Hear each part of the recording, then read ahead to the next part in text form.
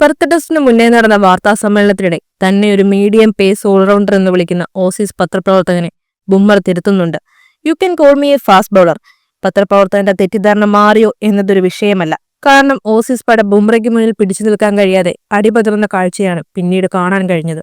പെർത്തിൽ ബുംറ ആദ്യ പന്ത് എറിയാനായി തന്റെ റണ്ണപ്പ് മാർക്ക് ചെയ്യുമ്പോൾ സ്കോർ ബോർഡിൽ ഇന്ത്യക്ക് അഭിമാനിക്കാനായി ഏറെ ഒന്നും ഉണ്ടായിരുന്നില്ല.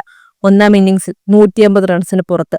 അത് പ്രതിരോധിക്കേണ്ടത് നേടിയ ടെസ്റ്റ് വിക്കറ്റുകൾ ആകെ കൂട്ടിയെടുത്താൽ പോലും ഓസ്ട്രേലിയയുടെ മുൻനിര ബൌളർമാരുടെ ഇൻഡിവിജ്വൽ വിക്കറ്റുകൾക്കൊപ്പമില്ലാത്ത ബൌളിംഗ് നിര വെച്ച്. ഒന്നാം ദിനം അവസാനിക്കുന്നതിന് മുൻപ് ഓസ്ട്രേലിയ ഒന്ന് ആഞ്ഞു ശ്രമിച്ചാൽ തീരാവുന്ന മാത്രം സ്കോർ. ഓസ്ട്രേലിയൻ ഓപ്പണർ ഉസ്മാൻ കോച്ചിക്ക് നേരെ ആദ്യമെറിയുന്ന ബോൾ ഒരു നോ ബോൾ ആയിരുന്നു. തുടക്കക്കാരനായ നാഥൻ മെക്കേനയുടെ ഒരു ബൗണ്ടറി അടക്കം ആ ഓവറിൽ ഓസ്ട്രേലിയ നേടിയത് 6 റൺ. സിറാജിന്റെ രണ്ടാം ഓവർ കൂടി കഴിഞ്ഞപ്പോൾ ഓസ്ട്രേലിയ 14 റൺ. കാര്യങ്ങളുടെ പോക്ക് ഓസ്ട്രേലിയക്ക് അനുകൂലമായിരുന്നു.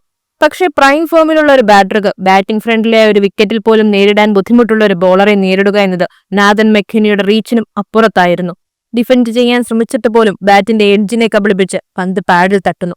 അമ്പയർ ഔട്ട് നൽകുന്നില്ല. ബുംറയുടെ വക റിവ്യൂ. ഓസ്ട്രേലിയയുടെ ആദ്യ വിക്കറ്റ് വീഴുന്നു. പിന്നീട് ക്രീസിലെത്തുന്നത് ടെസ്റ്റിൽ പരിചയസമ്പത്തുള്ള ലബൂഷയാണ്. ബുംറയുടെ പന്തിനെ കളിക്കാൻ ശ്രമിച്ച ലബൂഷെ കോഹ്ലിയുടെ കൈകളിലേക്ക് ഒരു ക്യാച്ച് നൽകുന്നു. പക്ഷെ ഒട്ടും പ്രതീക്ഷിക്കാതെ കോഹ്ലിയുടെ കൈകളിൽ നിന്നും അത് നിലത്തേക്ക്. 7-ാം ഓവറിലെ ആദ്യ പന്ത്. കോച്ച് ആ പന്ത് കണ്ടുവോ എന്ന് തന്നെ സംശയമായിരുന്നു. ഭാഗ്യം കൊണ്ട് മാത്രമാണ് കോച്ച് രക്ഷപ്പെട്ടത്. എന്നാൽ 2 പന്തുകൾക്ക് ശേഷം വന്ന അടുത്ത ബോളിൽ ആ ഭാഗ്യത്തെ പോലും കീഴടക്കാനുള്ള മാസ്റ്ററി ബുംറയ്ക്കുണ്ടായിരുന്നു. കോഹ്ലിയുടെ വിക്കറ്റിനെ കുറിച്ച് പറയുമ്പോൾ കമന്ററി ബോക്സിൽ പേസ് ലെജൻഡ് ബ്രെറ്റ് ലീ ബുംറയെ കുറിച്ച് പറഞ്ഞത് അയാൾ കാറ്റ് ബർഗറിനെ പോലെയാണ് എന്നാണ്.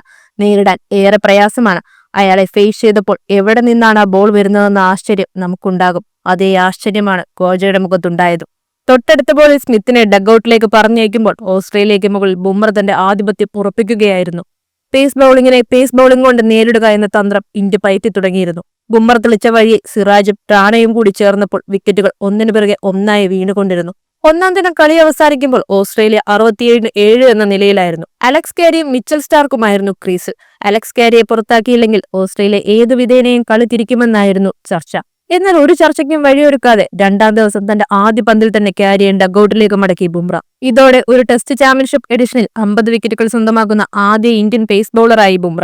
കാരിയുടെ വിക്കറ്റ് സ്വന്തമാക്കി 5 വിക്കറ്റുകൾ എന്ന നേട്ടം സ്വന്തമാക്കാനും ബുംറയ്ക്ക് കഴിഞ്ഞു. ക്രിക്കറ്റ് ബോളിനെ വരുതിയിൽ നിർത്താനും അനുസരിപ്പിക്കാനും ഇതുപോലെ മറ്റധികം ബൌളർമാർക്ക് കഴിഞ്ഞെന്ന് വരില്ല. കഴിയുന്നവരുണ്ടാവും. പക്ഷേ അത് ഇത്ര കൺസിസ്റ്റന്റായി ആവർത്തിക്കാൻ കഴിയുന്ന അധികം പേർ ഉണ്ടാവില്ല. ലെജൻഡറി വസീം അക്രമും മലിംഗയും പറഞ്ഞതുപോലെ he is best in the world. Hardik Pandya ഒരിക്കൽ പറഞ്ഞു വെച്ചത് ഏറ്റവും സന്തോഷമെന്തെന്നാൽ ബുംറ ഇന്ത്യക്ക് വേണ്ടി കളിക്കുന്നു. ബാറ്റ് കൊണ്ട് മുന്നിൽ നിന്ന് നയിക്കുന്ന നായകന്മാർ ഒട്ടേറെ ഉണ്ടായിട്ടുണ്ട്. പന്ത് കൊണ്ട് മുന്നിൽ നിന്ന് നയിക്കുന്ന നായകൻ വ്യത്യസ്തനുമാണ്.